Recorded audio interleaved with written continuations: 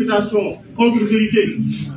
Et tout cela pour juste dire qu'ils savent qu'ils sont sous le rouleau compresseur d'une justice qui s'abattra sur eux inopinément et indéniablement. Nous savons également que leur manipulation s'effondrera. Il s'est déjà effondré contre les murs de la vérité absolue.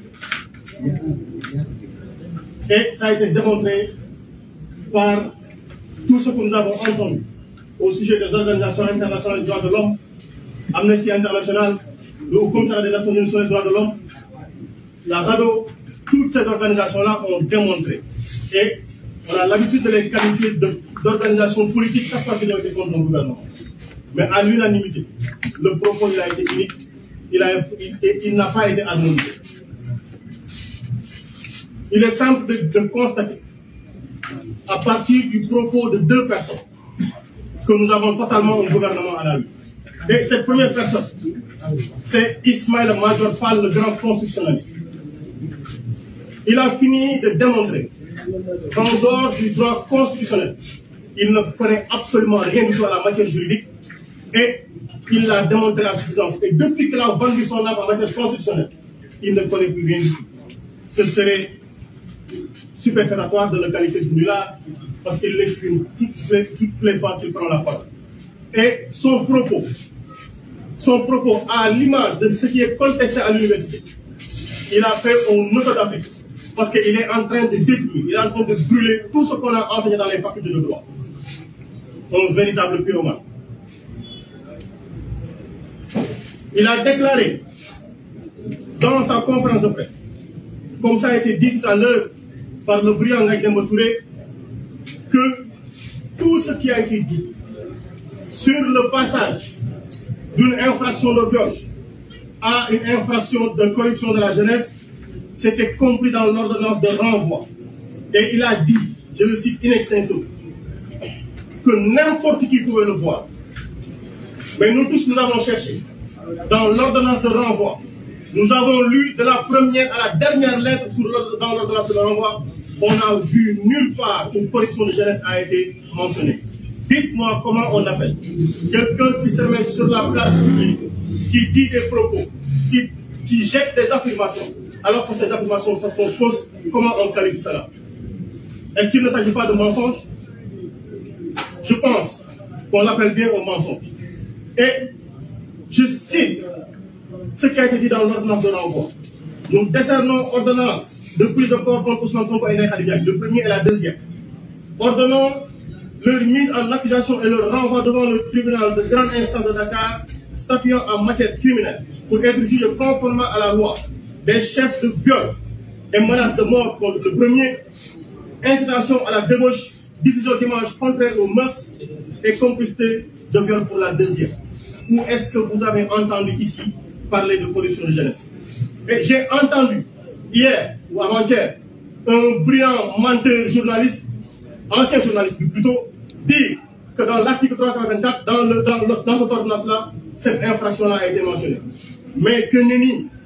Et M. Madior Fall déclare également dans sa deuxième précision que le chef d'accusation donc était bien vu dans cette ordonnance-là, et il avait dit, bien entendu, que tout le monde pouvait le consulter. Nous avons consulté, nous avons lu, nous avons relu, nous avons retourné cette ordonnance-là dans tous les sens, nous n'avons pas vu. Nous avons essayé par notre intelligence de le déduire, nous n'avons pas pu le déduire. Peut-être que nous sommes cancres, je pense qu'il y avait un cancre à déterminer. S'il y avait un cancre à pointer du doigt, mais c'est bien Ismaïla Madior Fall qu'il fallait indexer. Et il ne finira pas également de montrer son incompétence. Parce qu'il a voulu s'ériger en connaisseur de la matière pénale, de la matière judiciaire, disons tout simplement. Mais il a dit, comment, si Ousmane Sonko se constitue prisonnier, il a 10 jours pour acquiescer dans la condamnation ou non. Mais ce qui est absolument faux. Ce qui est absolument faux. En résumé, si Ousmane Sonko se présente, ou si le juge lui délivre un mandat à sa diligence, il y a juste 3 jours entre l'audience de représentation et le procès. 3 jours seulement entre l'audience de représentation où Ousmane Sonko se présente devant le juge pour dire qu'il est bien présent à Dakar S'il écrit au procureur pour le dire, c'est ce qui se passe il y a que 3 jours. Ismaïla Madior Fall a caché ceci. Et si ce présent, comme on l'a dit, l'affaire est totalement anéantie. Et il y a un nouveau procès. Et dites-vous bien que si ça se passe, le nouveau procès qui aura lieu, ce sera un nouveau procès contre le complot. Parce que tout simplement, on nous a bassinés pendant des années, où des ministres ont déclaré avoir des vidéos, des audios, des images, des directeurs. Ils ont fermé le cabinet ministériel, oublié les besoins des Sénégalais pour être sur les plateaux de télé avec une task force et déclarer tous urbi au orbi qu'ils avaient des éléments et que voilà un monsieur qui a été auteur de tel, ils avaient des vidéos. Ils ont plaidé le procès dans la rue. Ils ont plaidé le procès dans la presse. Que nenni, mensonge absolu. Et tout cela, tous ont menti impunément au peuple. Quelle confiance on doit accorder désormais à un gouvernement qui a passé son temps à mentir au peuple? Quel crédit on peut l'accorder? Et nous avons là aussi entendu le ministre des Forces armées, cet ancien brillant avocat, déclarer que ce qui a été constaté ici au Sénégal ne peut pas fonder une action devant la CPI. Entendez-nous bien.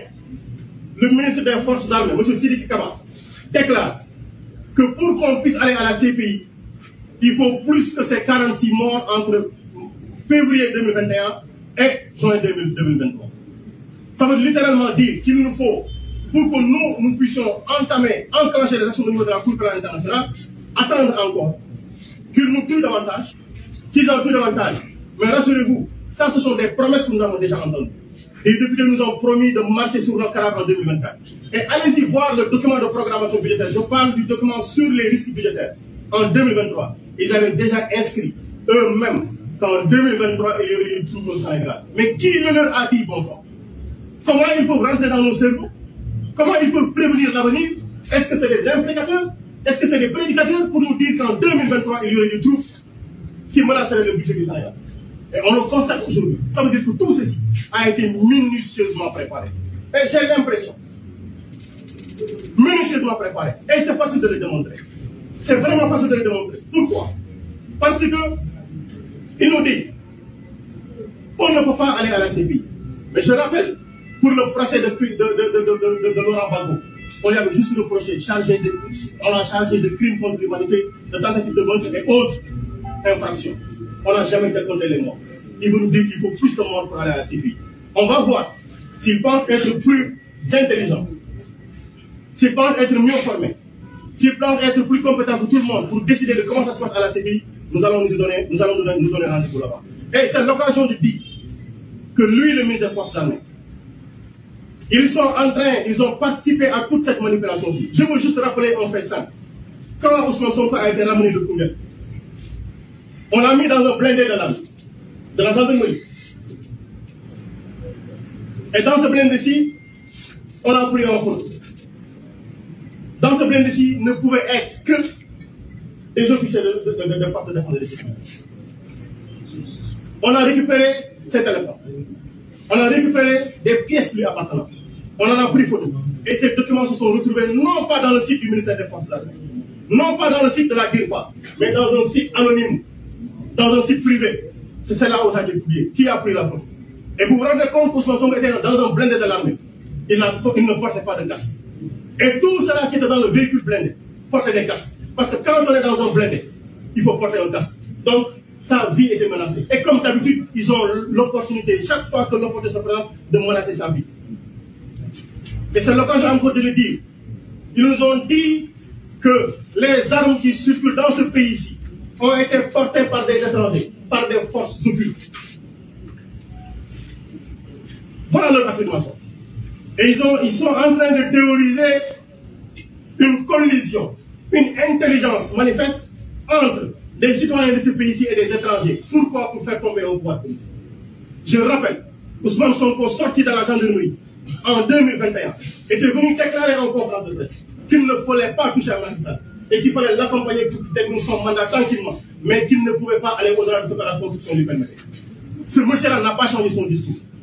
Mais lui, Macky Sall, a déclaré qu'il avait 200 000 personnes pour faire sortir Abdoulaye Wade du palais. C'est quoi? Il a déclaré que si Abdoulaye Wade se posait pour une troisième candidature, la révolte contre le pouvoir devait se faire dans la rue. Il l'a déclaré. Ousmane Sonko ne l'a jamais déclaré. Aucun leader de la coalition Yewwi Askan ne l'a déclaré. Aucun militant de Pastef, aucun militant de cette coalition ne l'a jamais déclaré. Pourquoi on veut aujourd'hui théoriser le terrorisme et vouloir avoir un champ lexical sur le terrorisme pour dire voici nos forces occultes. Et depuis lors, personne n'a été jugé pour force occulte. Ils ont pris Mamadou Seck, Ousmane Seck, un éleveur d'abeilles, un agent des impôts et domaines. Voilà ces gens-là qui ont pris pour dire que c'était des forces occultes. Amidia. Voilà ce que nous avons. Et ces armes-là, il faudrait qu'on en parle. Abass Fall, là derrière nous, a déposé pour la création d'une commission d'enquête sur le contrat passé entre le ministère de l'Environnement et la société Levy Commercial Brokers de Ima, le grand trafiquant d'armes. Notre demande a été rejetée par l'Assemblée nationale, par la majorité mécanique à l'Assemblée nationale. Nous avons demandé à ce qu'une commission d'enquête parlementaire soit ouverte contre le financement de 300 millions d'euros, 186 millions de francs pour l'acquisition d'armes, contre un bail amphithéotique de Gabi Pérez, le vendeur d'armes israélien. Notre demande a été rejetée. Voilà là où nous en sommes. Et je dis dans le contrat de Levy Commercial Brokers qu'il y a 1500 AK-47 qui ont été achetés. Le nombre de munitions n'a pas été précisé. Il y a 1500 fusils d'assaut qui ont été achetés avec 500 000 armes. Il y a 1500 pistolets semi-automatiques qui ont été achetés avec 500 000 munitions. Il y a 60 véhicules Hilux double cabine. Il y a des véhicules de transport de troupes. Mais dites-moi dans ce pays-ci, où vous pouvez trouver quelqu'un suffisamment riche pour aligner 20 véhicules Hilux Toyota double cabine qui coûtent au minimum 20 millions de francs. On en annule 20, on y met des nervis et on dit ça, c'est des forces occultes, c'est des gens qui ont travaillé en intelligence avec l'opposition. Qui a les moyens de financer ces véhicules-là? Vous-même, vous roulez dans Dakar avec un véhicule non immatriculé, vous faites arrêter par la police. Des gens surtout dans des véhicules blancs, Toyota Hilux double cabine, bien identifiés, sans immatriculation. On ne les arrête pas, ils transportent des hommes qui sont armés. Voilà ce que nous avons aujourd'hui. Et on veut retourner ceci. Contre qui? Contre le peuple. Je dis, si la justice a choisi son camp, si une certaine justice a choisi son camp, je précise bien, si une certaine justice a choisi son camp, on rappelle simplement que la justice est rendue au nom du peuple. Et le peuple est désormais debout parce que c'est lui le maître absolu de la souveraineté. Et il a décidé d'exprimer sa souveraineté. Le complot est tombé. Le complot est tombé. Mais ils sont là en train de faire les derniers soubresauts d'un gouvernement vraiment sous pression. Et ne savent plus donner de la tête. Et c'est là où ils sont encore plus dangereux. Les crimes vont continuer. Les menaces vont continuer. Les coups de fusil vont continuer. Ils vont continuer à nous taper dessus. Mais qu'ils sachent, comme on l'avait dit, nous avons donné notre vie au Sénégal. Nous avons donné notre compétence au Sénégal. Nous avons donné notre engagement au Sénégal. S'ils pensent leur détermination plus forte que la nôtre pour imposer la justice, le vrai, au Sénégal de développement, ils se trompent lourdement. Merci. Merci, Monsieur le Président. Il reste 3 intervenants. Malik Gakou, Diane et Mohamed.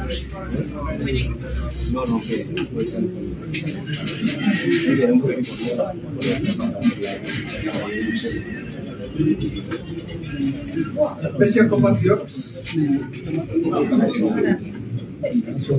je voudrais à la suite